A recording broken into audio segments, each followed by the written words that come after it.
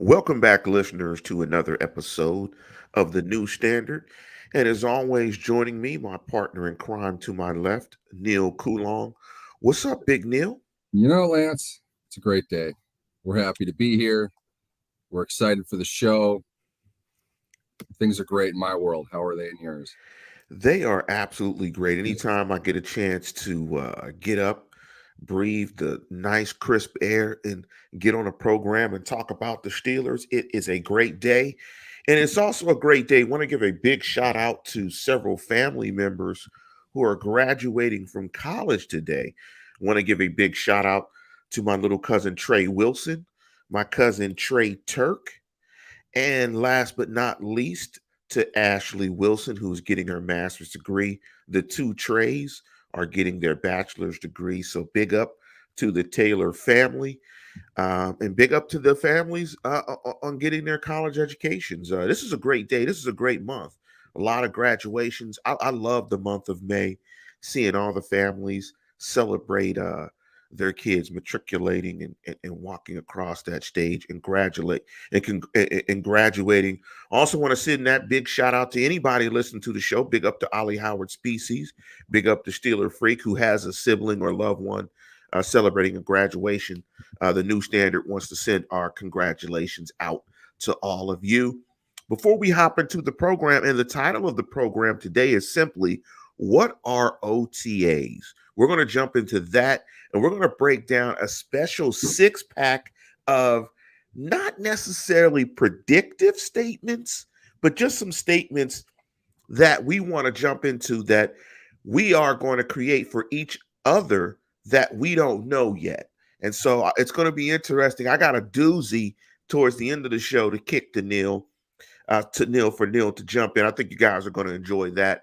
Last but not least, you can always please like and subscribe to the program on YouTube. Since the draft show, subscriptions have jumped a lot. So thank you for that. Go to YouTube, do a search for the New Standard and Lance Williams or Neil Coulong. Also, listen to the show via podcast. Make sure you drive with us and get on your local commute or whatever. You want to just laugh and bust out laughing at something that we say, take us with you and find us on your local podcast feeder, whatever podcast feeder you use, Apple, Google, Spotify, anyone that you use. Do a search for Steelers and the New Standard. Before we jump into it, I want to just say this. I never want to assume the level of football acumen of our listeners. I think that would do you guys a disservice. So, this first question that I'm going to toss to Neil is very simple. Define what the acronym OTAs mean. Just very simply. I'm assuming Neil did not hear the question because It Neil's throws up a little bit. You are yeah, asking me, right? yes. OTAs is organized training activities. What that is essentially is permission um, from the team, from the league, through the collective bargaining agreement for players to gather at team facilities and work out, use their equipment, do whatever, but there is no coaching allowed. In fact, they're not allowed to watch. They can get together, run 7-on-7 drills. Just think of it like if you were on a team, you had a coachless practice. They are strictly voluntary, though people like myself will make an issue out of the guy that has a problem with his contract not showing up. Hi, Deontay Johnson. I'm still blocked. Thanks, buddy. It really kind of it depends on where a player is in his workout, whether he wants to be there, whether they're in the area already and have nothing better to do. It's generally the lightest tentpole event on the NFL calendar. But we'll make a big deal of it because, frankly, there is nothing to talk about outside of minicamp between now and the start of training camp all the way at the end of July. So that's essentially it. Let me ask you a quote and quote. If you're looking at us on YouTube, you'll see my quote fingers as they mystically appear in and out of the logo behind me. When you say It's like my head. when you say coaches aren't involved in organized team activities. And we both have played on sports teams at various levels. Um, One thing you don't want is, I'm trying to think of a bad cliche. When I think of pros organizing team activities, I think of, is it disorganized? I mean, what's the organization of it? Like, what's the emphasis of it? So when you say coaches aren't involved, are they really not involved? Are they providing a general plan for what they want the position groups to do or the rookies to do? Is there any template? Because I can imagine it wouldn't be worth much to do a organized team activity if there wasn't some quote unquote organization of the team activity. So who's organizing the activities and how does Uh, that work?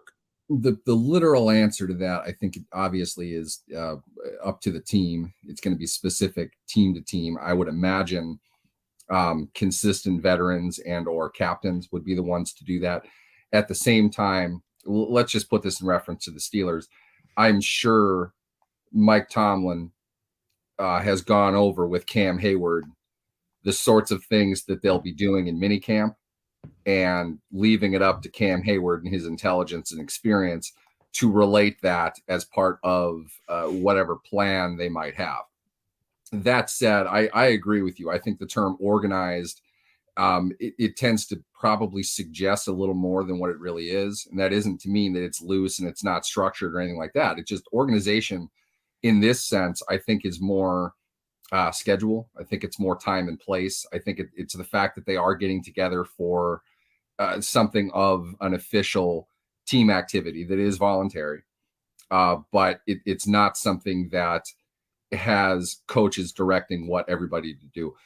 From what I've understood of it, talking to players, and they really don't say much, which kind of suggests to me that it's conditioning more than anything. Like they'll go through that you would do coming up in mini camp and in training camp to give, especially the younger players, a good sense of how to prepare themselves for those upcoming supervised events. I do want to apologize. I said training activities for some reason. I have no idea why.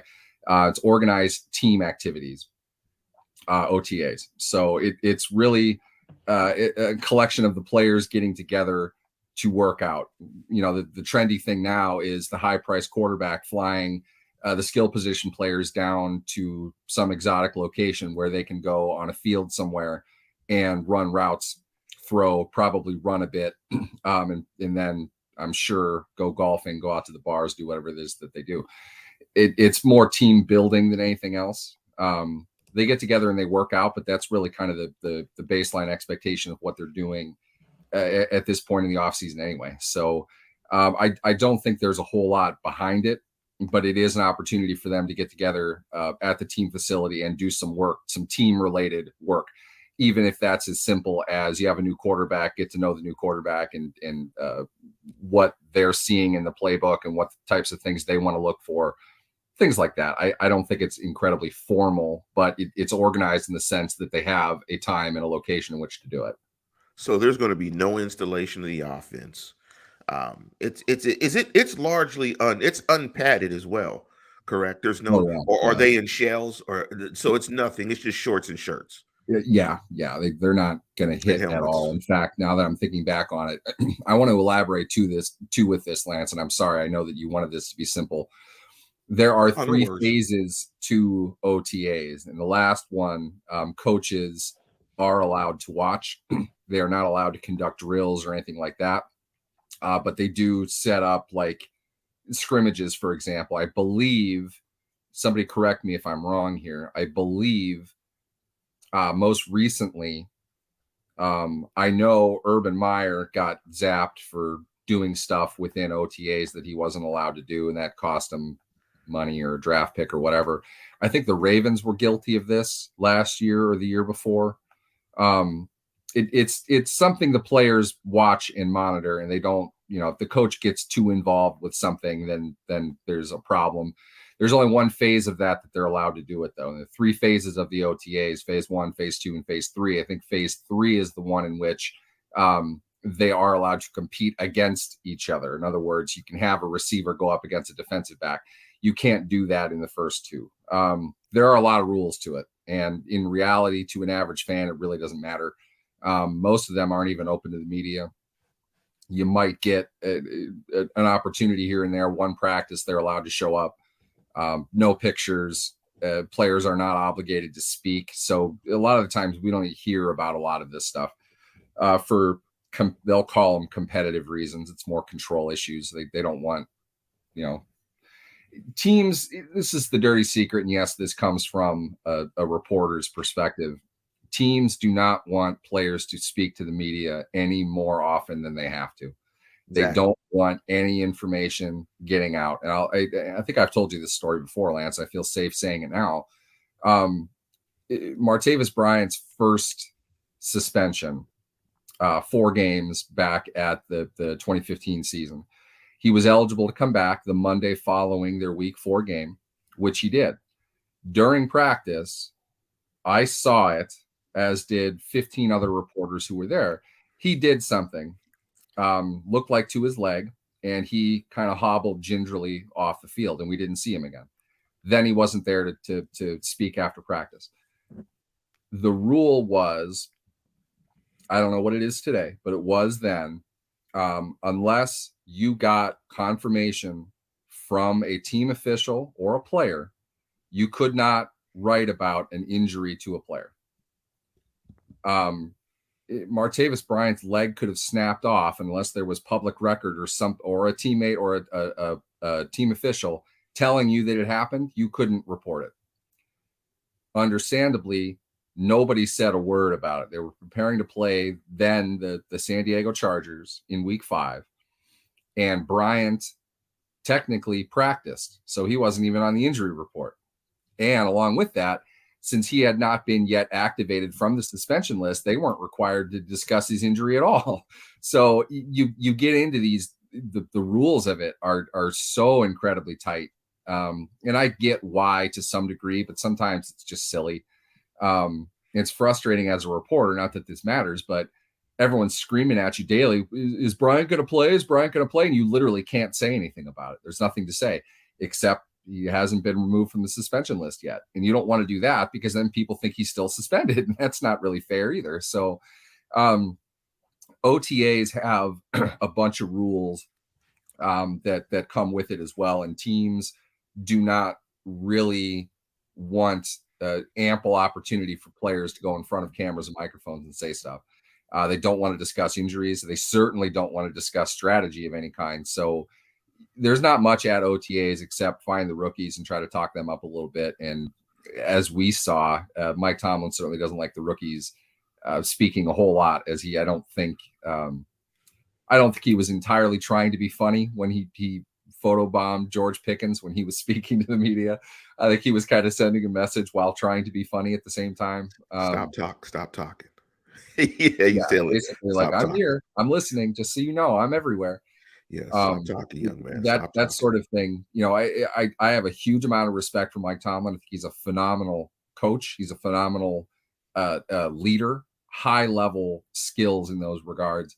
He knows what he's doing. There's very few things Mike Tomlin doesn't do deliberately. They don't like guys speaking a whole lot. So OTAs are an opportunity for that. So they don't really open it up. And the smart players won't talk. But at the same time, that's why you go out and pay somebody like Cam Hayward to be kind of the mouthpiece of the team.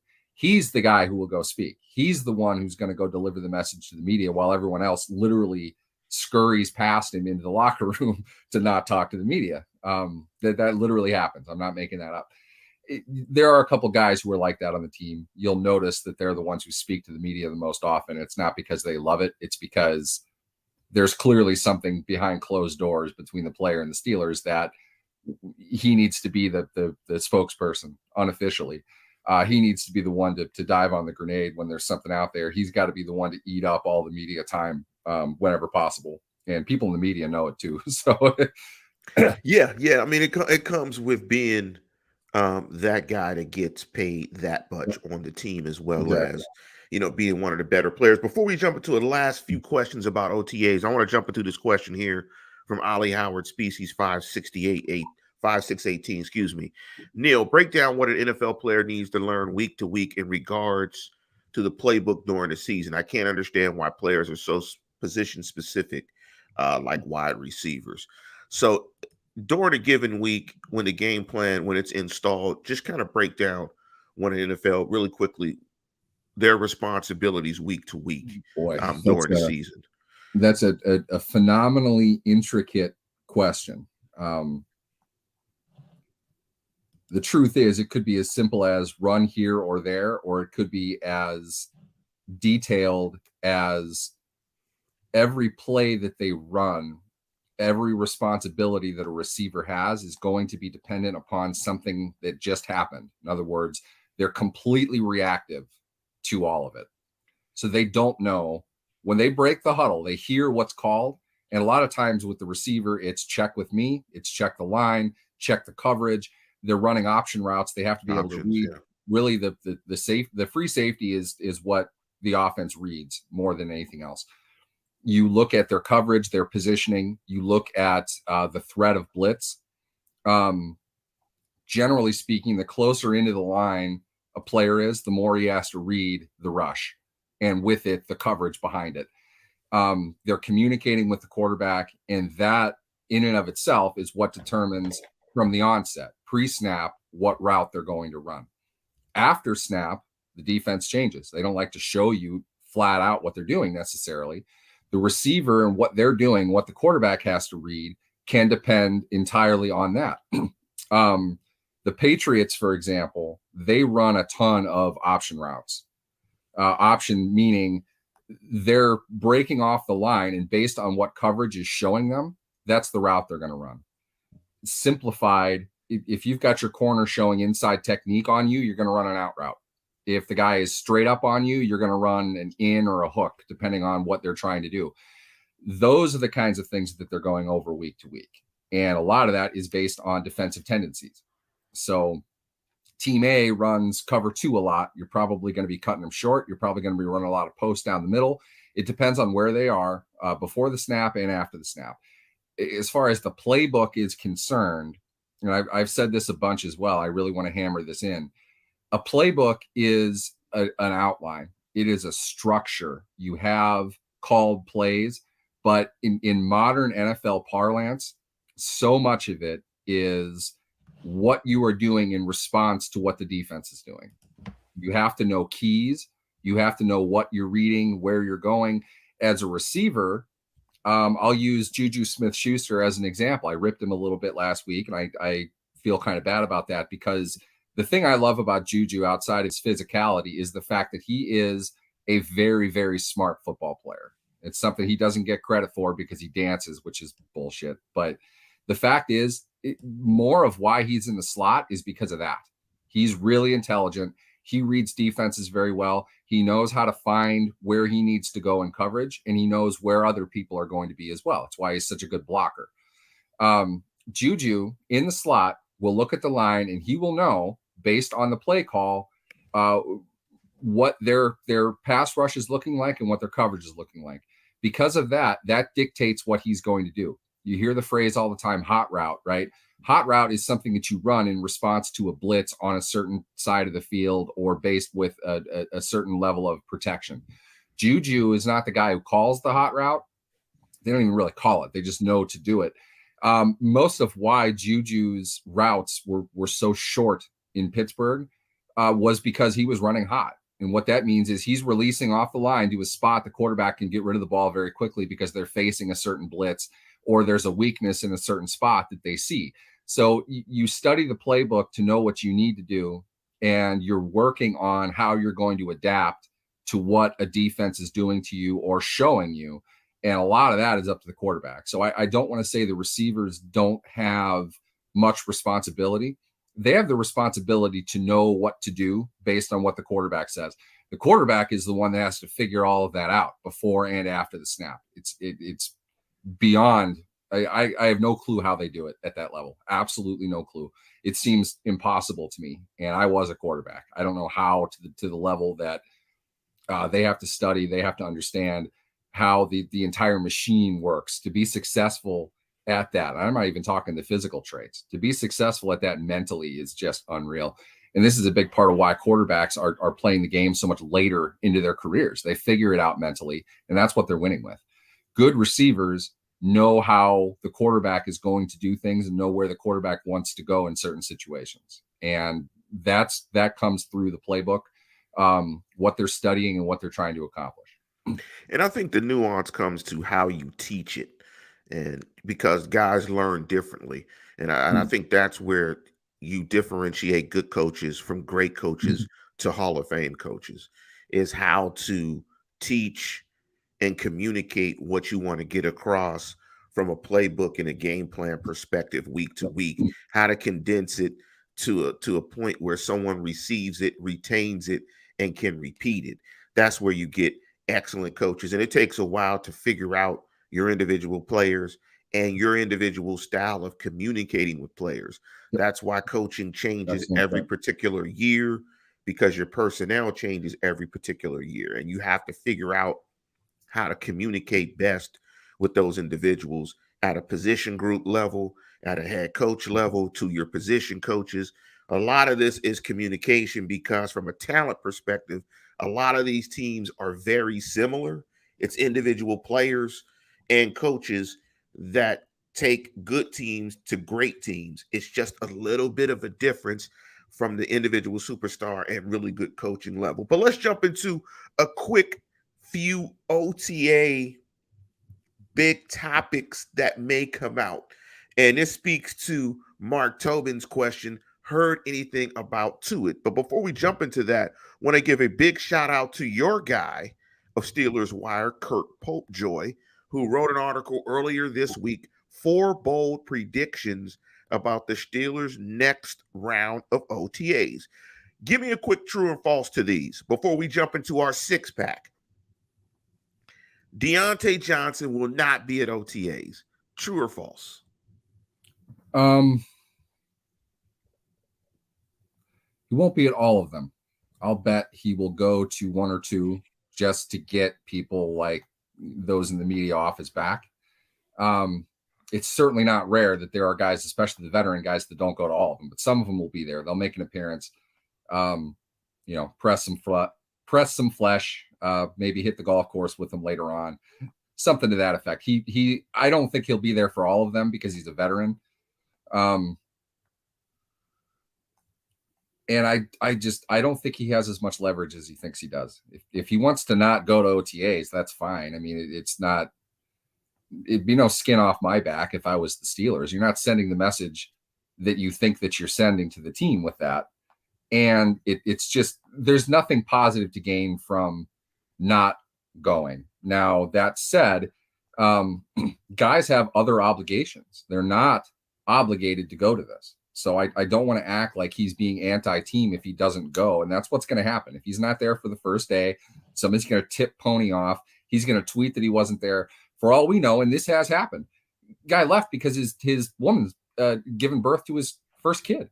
We don't know that unless they tell us. So you don't want to try to make more out of it than it is. But at the same time, Deontay strikes me as a guy that puts the work in. I think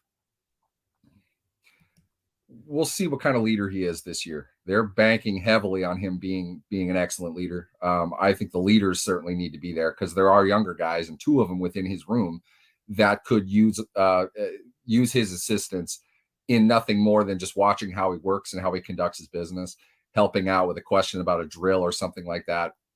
It was mentioned earlier that leadership in pro sports doesn't exist. I completely and thoroughly disagree with that. These are by and large 24, 25-year-old kids. They don't know a whole lot about what they're doing. The rookies are even younger. So the guys who have been there need to help out with that. That's the Steelers' way. That's something that's been talked about for decades with them from the 70s through to now. The veterans help the younger guys out.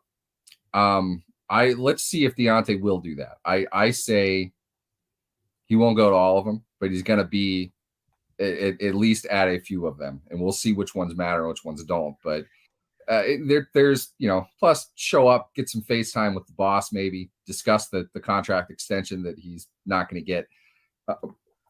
He's got business reasons. to go there, as well as team reasons. I don't think he'll be at all of them, but I think he'll show up to one or two.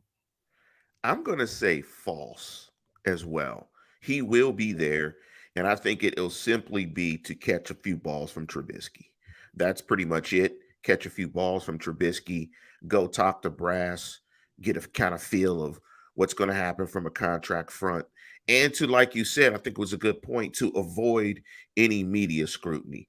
Because I Yeah. think the last thing you want to be painted as is a selfish player in the city of Pittsburgh. That When you're in a contract situation, you don't need to fuel that fire. If anything, if you're not going to be there, get ahead of it. I know that that's annoying. I know that it's not something you should have to do, but the fact is, if you're not there and you've had kind of a suggestion or two that your contract is an issue, if you want to avoid that stuff, get ahead of it. If you don't, then yes, fine. The slings and arrows are coming at you, though. I hope you know that. We will make up our own truth if you don't want to give it to us. I'm sorry, it's just the way that it goes. We will report factually that he wasn't at minicamp, and everyone will freak out about it. So if you're not going, just say it flat out beforehand. He's no stranger to Twitter. He doesn't have a problem with social media. Just say that you're not going for whatever reason that you're not going. The more you try to hide it and be secretive about it and act like it's your right to not speak to anybody, the more we're going to respect that right and just make up whatever we want. That's just the way the world works. that's hilarious. The number two that Kurt put in his article was Stephon Tuitt doesn't make an appearance. I'm going to say false. I don't think he will do any activities. I think Tuitt will be there for medical purposes, for the team to get an update on the Sure. medical to see where he is. But I don't think he will hit the field and do any activities. This is just more of an informational. They want to put their hands and eyes on the injury Yes. and see what it is. That's another point too, Lance, that we should probably be diving into more. We don't know about the off-season health issues that a lot of players have. We don't hear about surgery until it's over or it's due to something that we witnessed on the field. We won't know about that. David DeCastro had surgery after the season last year. They didn't know of his status. I don't know whether he went to OTAs or not. If he did, he didn't do anything. And he showed up to minicamp, failed his physical, and he hasn't played in the league since. So we don't know what status they're in, but I'm certain that the team doctors and the team surgeon would like to take a look at a player in a post-surgery environment. They're not 9 to 5 employees. They're gone in the offseason. Okay. They're not around the team at all. It could be the first time the team has talked to them since the season ended, since their surgery. So it's important to remember that, especially when it comes to the complete lack of information that anybody has about Stephon Tuitt and his situation. I don't want to challenge this, and I don't want to suggest it, but it is fair to point out we're not 100% sure on what exactly is keeping Stephon Tuitt out of the day-to-day lineup. We don't know exactly if this is a mental thing, a physical thing, an emotional thing. I hope he shows up. I certainly think if he's not there or hasn't been there, there's no reason to think he's going to be on the team this year, which I think is definitely a stronger than not possibility. I'm curious to see what's going on there. I hope for his sake and I hope for the team's sake that he's able to play, but I don't know. I have no idea which way it would go. He's a veteran long enough that he probably has residence in Pittsburgh, so it's not like he's far away. I don't know. We'll see. I'm not sure we know enough right now to be able to answer that one way or another. And if you think like John Pennington, so you're going to say true or false? He shows. You're going to say false. I don't know. You're going to say Honestly, okay. I can't say true or false. I don't know whether Okay. he'll be there or not. There's nothing for me to base that opinion on. So I'm going to go false. I think he just goes strictly for medical, but does not see the field. John Pennington chimed in and said, like to see him at OTAs, but just don't see it. Hope I'm wrong. And good morning, guys. And, Yeah, and I'm Richard too. and Richard Krikorian chimed in and said, and two, it's been in the league 10 years, hasn't done much, y'all. Way overrated as a player in Steeler fans' minds. Speak to that. Is because Steeler fans, in support of what Richard is saying, Steeler fans do have a tendency to overvalue Steeler players. So when you talk about Stephon Tuitt, if you go to a bar, a Steeler fan, I think it's natural because he's a Steeler. Steeler fans will talk about Stephon Tuitt as the best three technique or defensive tackle in National Football League. Like he's the best player ever. And people will be like, "Who's Stephon Tuitt?" They'll look at the Steelers. Oh, okay. They'll say he's a solid player. Cam Hayward's the guy, right? Yeah, Have that's Steeler fair. fans overvalued Stephon Tuitt? No, Is I he don't think much so. better than has Steeler Nation overvalued Stephon Tuitt? Is there any truth to Richard Krikorian is saying? Is he way overrated as a player, and Steeler fan is putting way too much on his return to the team? If anything is way over anything, it's that response. I mean, I don't see anybody claiming that Stephon Tuitt is like a top 3 player at his position. Stephon Tuitt is a very good player. If you know what you're looking at, Richard, if you know the game and you know what you're watching, he's a very good player. If he was physically okay, if he was mentally okay and the Steelers cut him, he would need 15 minutes to get another job. I guarantee it. He is big. He has experience. He's a good athlete, and he's smart as well. They've trained him very well. He's kind of, I hate to use this word. He's kind of a niche guy, though. And there's only certain defenses he's going to be outstanding in. I don't think that they want to try to convert him midway through his career, a la Ziggy Hood. But Tuitt is a good player. Now, if we're talking about missed a lot of time, and that's has something to do with his ability. No shit, dude. We know he hasn't played. That's literally what started this conversation, whether he's going to play or not. We don't know. To suggest, though, his career to date is less than a pretty damn good football player. That's what it looks like to me. I would pump the brakes if somebody's talking Hall of Fame, but he's a good player. He's a player that they would like to have back this season if he's 100%. If he isn't, well, that's kind of the nature of the game. David DeCastro was another player, probably very similar to that. They would have loved to have had him, but physically it wasn't going to work out. It's a brutal business. I don't like the way that it went down, but that's just kind of the way it goes sometimes. Tuitt is a good player. They would much rather have Tuitt than not. But I think a lot of it is up to his body and up to his mind, and I hope that he's able to find some peace with whatever direction this goes.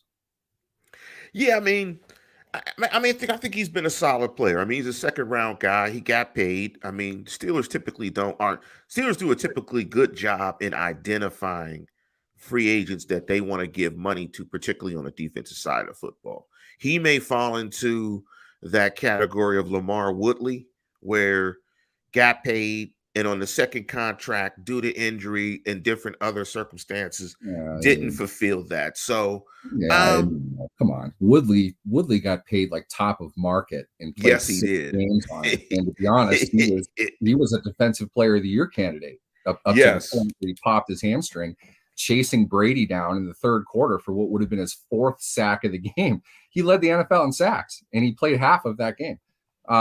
He never got back on track. Now, another show for another time. I don't want to get into Woodley here, but Woodley did not take care of himself probably as well as he should have, considering his body type, his size. Had he done that, Woodley would have been, multiple Pro Bowl, All-Pro guy.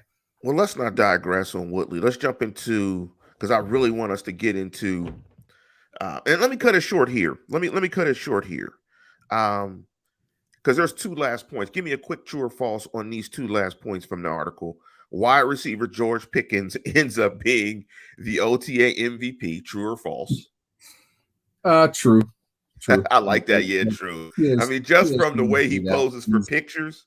Not only that, it's his willingness to talk to the media, which, like I said, I think Tomlin did that intentionally to get him to shut up a little bit, and the hype that he has going into it. There is nothing more that Steelers fans love than a second round prospect who has first round talent. They absolutely love the bargain. The undrafted free agent who's the second most popular guy on the team behind the years in which they have a super popular second round pick like they have now.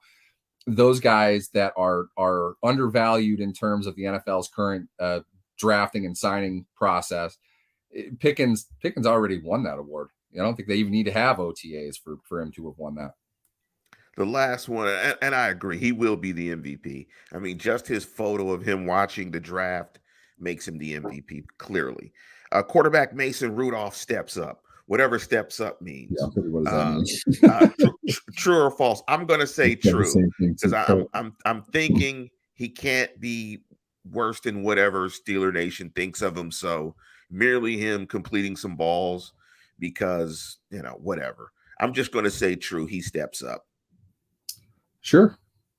He's playing for another job. He's got Yes. to show value to get another team to trade some assets to get out of the situation that he's in. And he's not stupid. He knows that this is what it is. I'll bet he's kind of bitter about it. I kind of wouldn't blame him.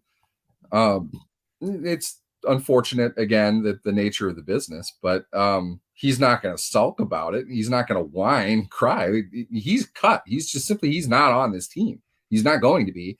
He needs to show that given the situation that he's in, that he can be valuable, that he is worth somebody else's time and attention. If he wants to keep the largest by far year of his contract, he's going to have to find a way to get a team to want to acquire him on that contract.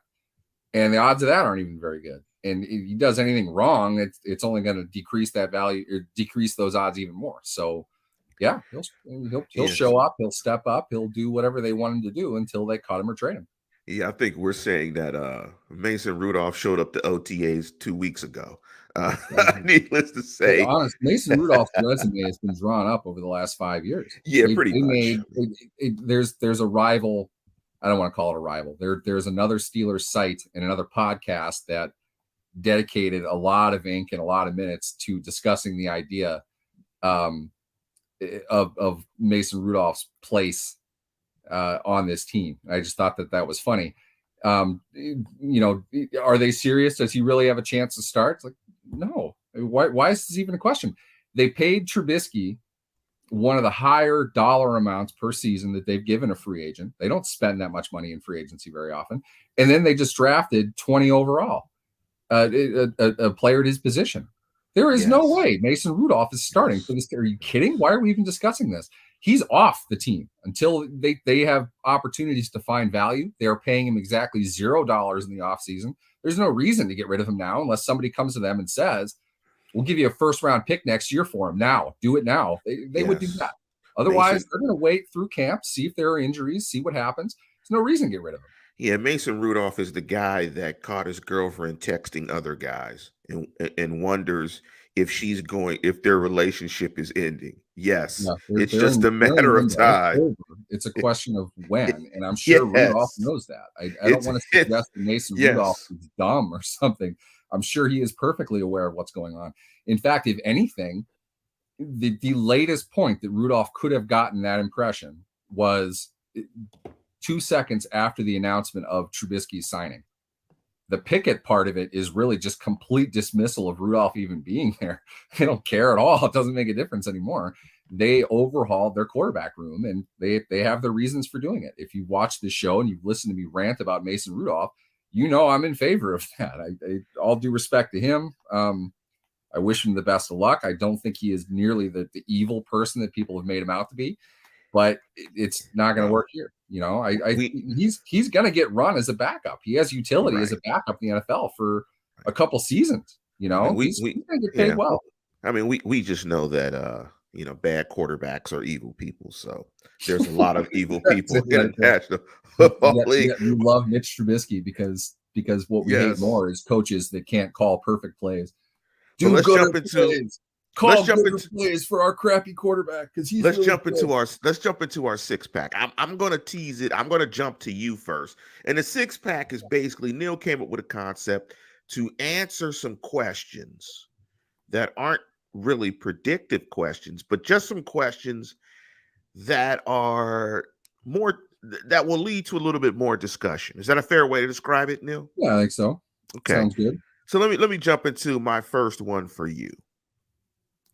Is Tomlin capable of being a successful coach without Big Ben? It's the first time he will have coached without Big Ben Roethlisberger as his quote-unquote franchise quarterback and field general.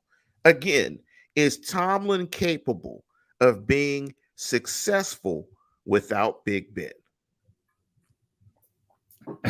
I think that's the Is next. is that a good one? Is that a good one? Yeah. Oh yeah. Yeah. Okay. All Great. right. Because I'll say this. There are layers to this. What's really interesting, it's a bit of trivia. You look around the league over the last 20 years, Mike Tomlin is among the very few coaches of the last 20 years, whether they still have the job or lost it, got it back, lost it again, whatever, who did not have to groom a new quarterback following a successful veteran. Belichick might fit that, maybe. Yes. Technically, he had Brady, Yeah. but he had to do it Yes. later, and jury's out on how well that's working. Sean Payton never had to do that. Mike McCarthy never recovered from that. In fact, I bet everything I have that Mike McCarthy is not the Cowboys coach this time next year. It's we don't know Mike Tomlin without a high-level quarterback unless we want to say, let's put up over 15 years Tomlin with Roethlisberger versus Tomlin without Roethlisberger, which means the times that he had Mason Rudolph, Duck Hodges, Josh Dobbs, Landry Jones, Byron Leftwich, Charlie Batch.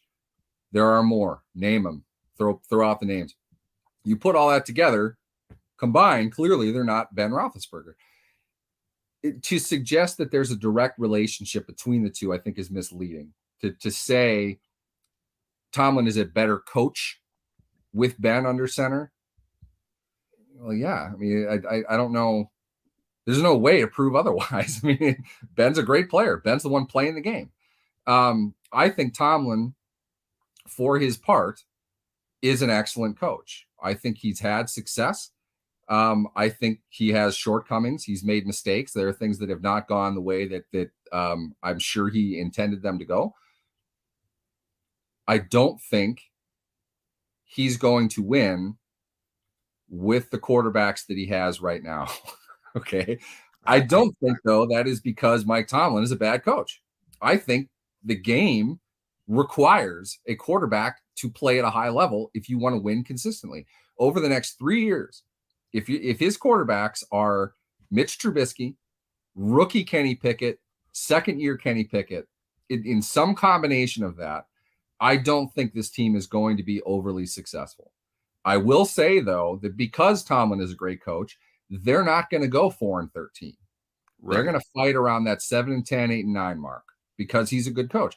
They can get a lot more out of what they do have, despite the limitation at quarterback, which we're going to see when they go up against Cincinnati again. When we see them go up against Kansas City, maybe to some extent, the Chargers, the Bills, the big swinging dicks of the AFC. The thing they all have in common is an outstanding quarterback, and the Steelers are nowhere close to that. I don't think that is an indication of excellent or poor coaching. I think it's just the unfortunate nature of the unbalanced talent level in the NFL. So to answer your question, I think we're talking about two mutually exclusive things. I think you can be a great coach who doesn't have a quarterback and they're not going to win. In other words, they're going to become more than the sum of their parts because the coaching is really good. But we're not going to see it like that because the record isn't going to be good. Now, Richard brought up a point about the winning. He said and I'm going to focus on part of it just to give my quick take to what you said. The no losing season is more having been than Tomlin. There, for the argument, he is a great coach because of a winning record is a bad rush to judgment. I will say this in terms of defining a great coach, it's based on wins and losses. You can't be a great coach and your teams finish under 500 consistently. You're not a great coach. The ultimate reflection of coaching is winning. However, I think where a lot of fans, myself included at times, we mess up in terms of the realistic range of wins that a team should get. So if you look at a team's talent objectively, right, you take a step back and you say, man, this is a six win team, right? Objectively, not in the fan base, right? Bam. You look at the fan base says this is a 12 win team. What never happens is fans don't, and I do it as well, we don't reset our expectations. Our expectations are always true to us when they might not have been true to start with in the first place. They could have been unrealistic. So you can be a very good coach when you have a team that's not very good and you get like 3 or 4 additional Yeah, wins and you still finish 7-10. Whereas if you were a bad coach like that coach in Jacksonville, yeah. you wouldn't go 3 and Might 10. not have won a game. You'd go 2-15. So there is a little nuance to it, in my opinion. So It's just not as simple. And this yeah, comment is so incredibly exclusive to nothing. Trying to refute one side of that does not make true the other side. In other words, these are mutually exclusive things. You can be a great coach and you can coach a talentless, bad team for some duration. The presence of Ben wins you a lot of games with whatever coach. That's football. All we're saying is the quarterback position is vastly more important than the head coach position is. Argue with me all day on that. There's no way that that's not true. Putting both of them on the same level, like it's one or the other, is asinine. It's the definition of futility. What You're not making a point of any kind. You have no idea.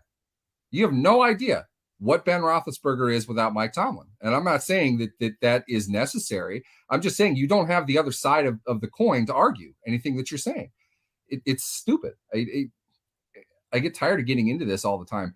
There are a lot of proven, absolute, and complete failure coaches at the NFL level. There are a lot of them.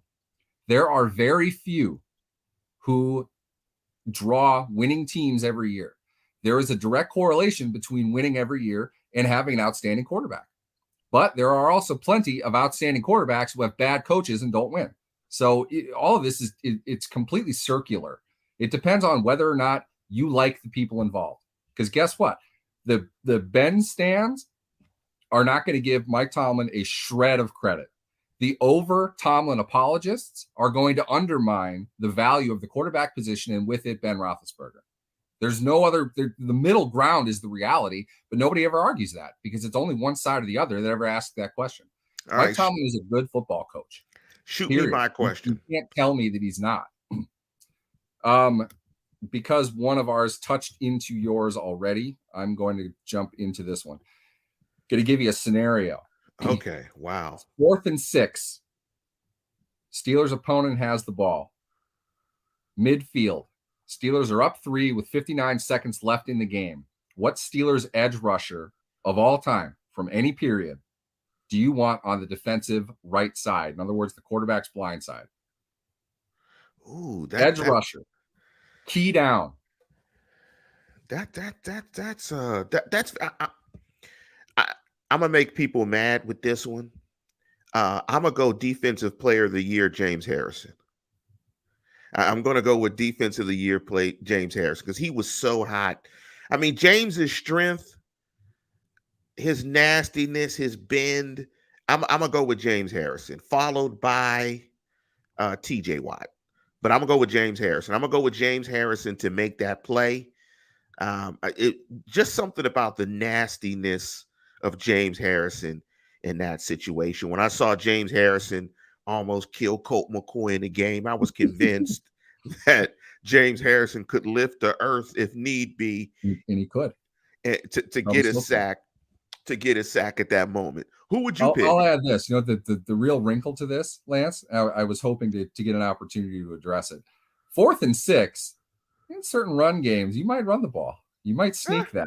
To be honest, there's not a significant flaw in TJ Watt's game. Don't get me wrong. I'm not suggesting that at all. But James Harrison is one of the best run defensive outside linebackers of the last 30 years in the NFL. Harrison, it's such a toss up. I'd probably honestly, what factor do you even use? I mean, it's not Clark Hagen's. It's not Clark Hagen's. It's not going to be Clark. It's not going to be Chris Carter. It's not going to be Stevenson Sylvester. Yes. You remember Chris Carter? He was the smallest outside linebacker in Steelers history. It's not going to be Jarvis Jones. Not gonna, God, see, I didn't even think of him. I thought of Chris Carter before I thought of Jarvis Jones. That tells you all you need to know about Jarvis Jones. Let me So, before I jump into my next question for you. And big up the state of the Steelers. That's a new name here. Big up to that. Big up to you. Isn't putting the team together part of being a great coach? Acquiring talent, in my opinion, is a piece of being a great coach through draft and free agency. Everything's part of being a great coach. And I think that's the yeah. other thing that gets lost in the way the media translates what's being a great coach is. It gets boiled down to this mystical X's and O's thing. Like, Yep. and I Exactly. keep telling people all the time, That's whether why you that answer changes every year, and it's usually whatever coach just won the Super Bowl. Now he's the greatest yes. coach. Like that's a great point, State of the Steelers. Part of being a successful head coach is the CEO aspect of it and managing the complete total vision of the team and what you see and what you want it to be. Let me ask my second one. And I'll ask it because you asked the one about the outside linebacker question. TJ Watt is the Steelers' best player on defense, but is he the most irreplaceable player on defense? On defense. Yes.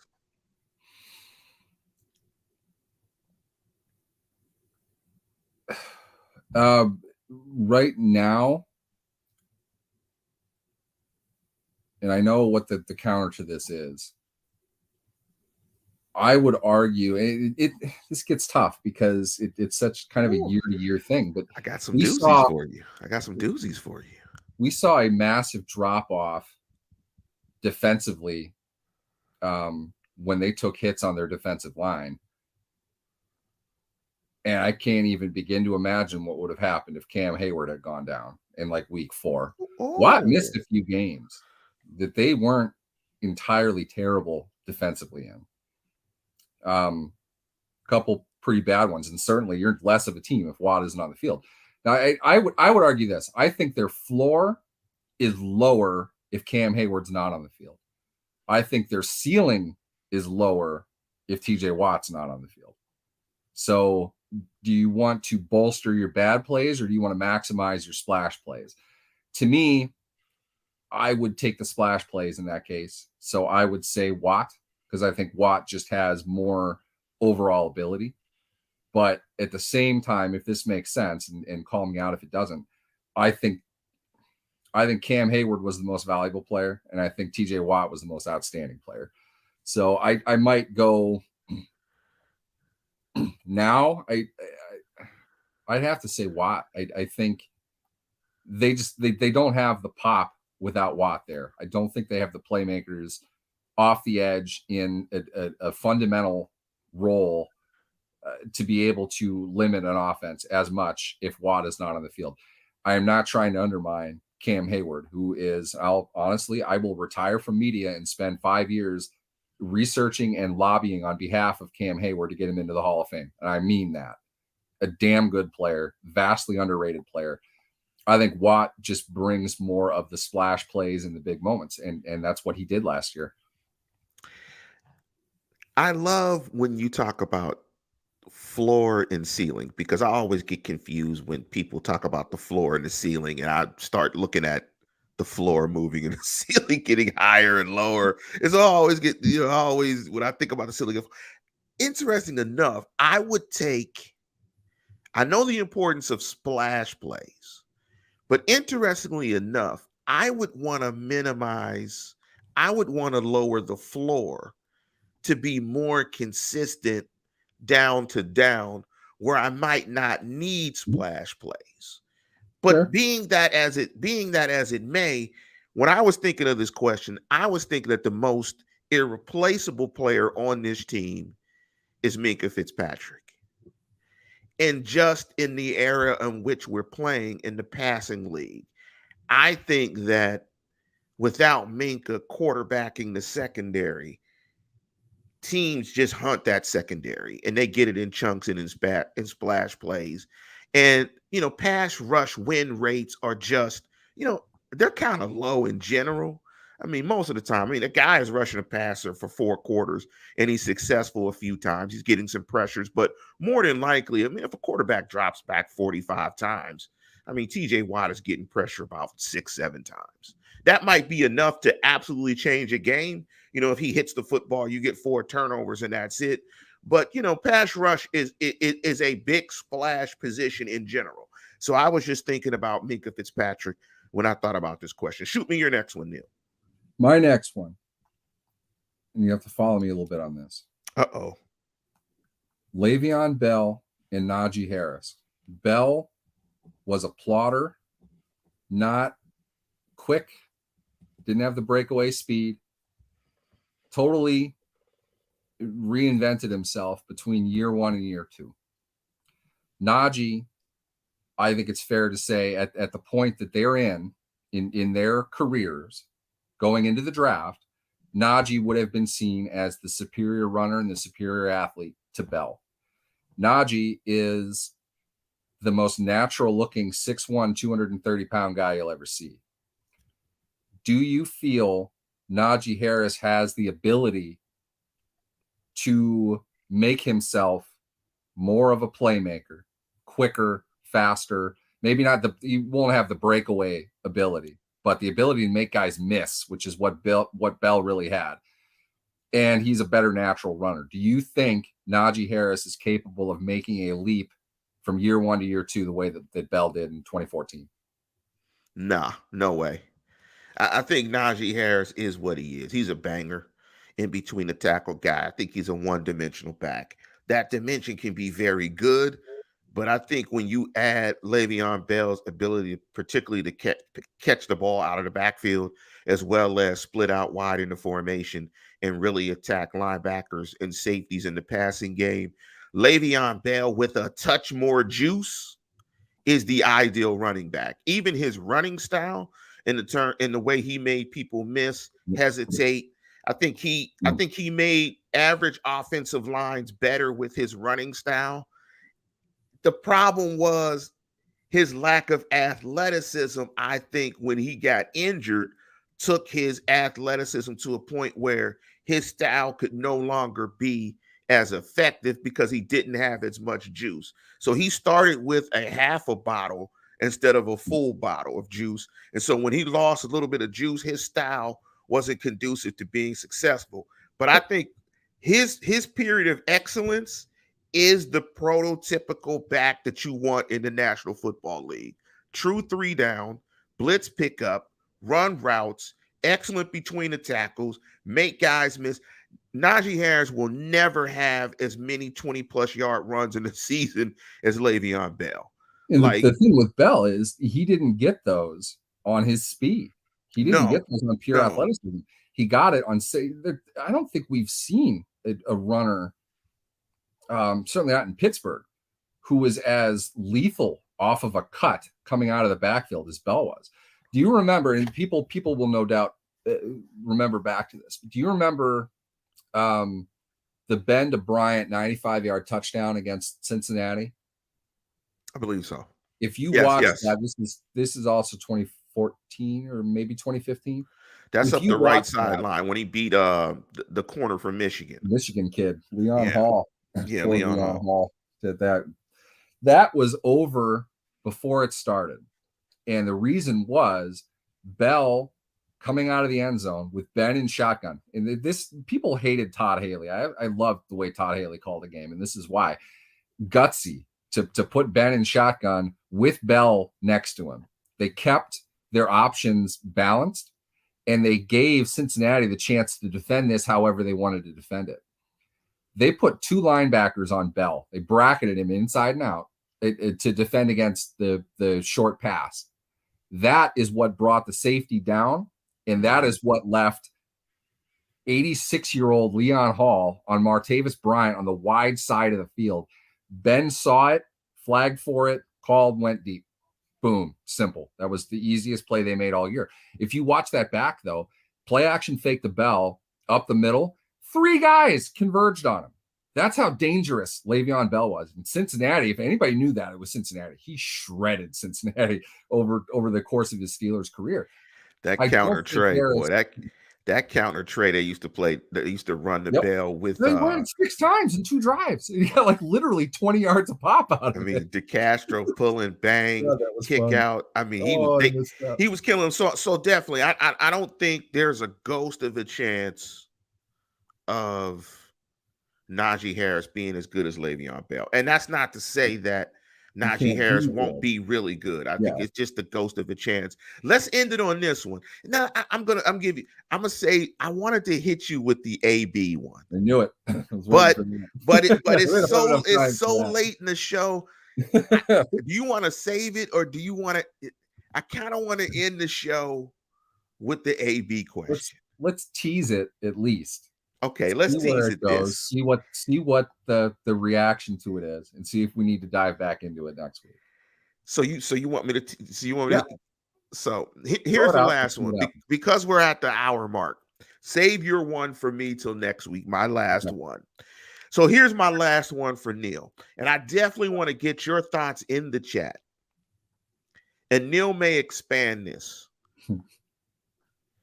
Is Antonio Brown the best wide receiver in Steelers history? I'm waiting to see a response. Best wide receiver in Steelers history. Absolutely. And it isn't close. You and I talked about this off air. If you watch Antonio Brown and you see how he is playing within the framework, within the context of today's game, no one in Steelers history, and I might even go as far as to argue in NFL history, was faster, more explosive, more clean coming out of his breaks than Brown was. Brown got himself open better than any other receiver that the Steelers have ever had did. Brown he's far smarter of a player than he was given credit for. Might be among the greatest route runners in NFL history. Legitimately. He had speed. What he lacked in size, he made up for the fact that he was probably the most dangerous open field runner in the NFL during his era. He caught short stuff. He caught mid stuff. He caught deep stuff. He did everything. No other Steelers receiver even comes close to that. They were all one, maybe two-dimensional types of guys. Outstanding players. Don't get me wrong. 2 of them are in the Hall of Fame. 3 Super Bowl MVPs. 6 rings each for 6 rings total between them, something like that. You mean Yancey Thigpen isn't the greatest Steeler one? Yancey Thigpen is not the greatest. Okay, I just want after Brown slaughtered Yancey Thigpen's career record and then broke it 6 times in the next 7 years. No, Thigpen does not. Louis Lips. Louis Lips is a damn good receiver. Louis Lips is a guy who should be bitter about the way the NFL has played today. He could have made bank if he was out today. Pure deep guy. Probably his only real asset. A great receiver, more in today's terms, I think, than in the era that he played in.